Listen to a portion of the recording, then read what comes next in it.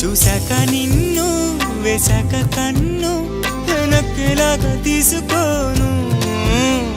ఏం చెప్పుకోను ఎడు తప్పుకోను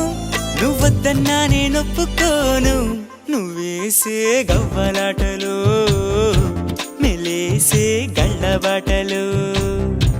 నీదాకా నన్ను రప్పించింది నువ్వేలేవమ్మా నిజంగా నెగ్గడం అంటే